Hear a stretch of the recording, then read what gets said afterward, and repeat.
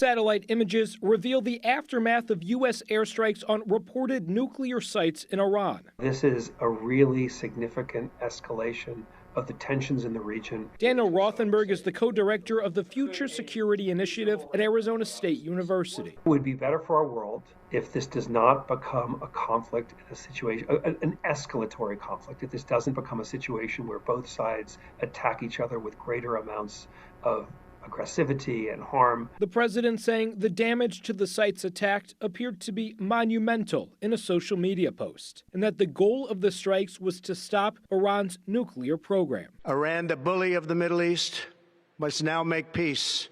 If they do not, future attacks will be far greater and a lot easier. During an emergency UN Security Council meeting, the U.S. doubled down, warning Iran not to escalate military action against Americans, and that any Iranian attack would be met back with devastating retaliation. The actions from last night, do you think that there's a chance that gets us closer to diplomacy, or that gets us further away, or time will tell? It depends on one's timeline. It's really hard to see how a military attack of that kind in the short term encourages diplomacy. Obviously, the foundation of diplomacy is trust. There has to be some basic understanding on the part of both states that there's some way forward and that the claims made, in a negotiated process will be upheld. It's way too early to say whether there could be some negotiated settlement. But now is a time, where the real hope is to de-escalate the conflict and ideally to create conditions where there can be some negotiated outcome. Rothenberg says Iran has several potential ways to retaliate that could include disrupting global oil flow, attacking U.S. military bases in the region, or facilitating a terrorist attack on U.S. interests, or even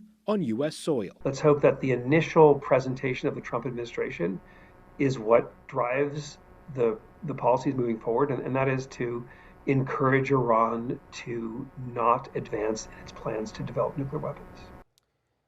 And today, the Department of Homeland Security issued this national terrorism bulletin, warning of possible cyber attacks and violence following these airstrikes, including acts of anti-Semitism. The department says there are no specific credible threats at this point on U.S. soil, but wants everyone in America to stay alert. For now, reporting in studio, Prelutsky for Arizona's Family. All right.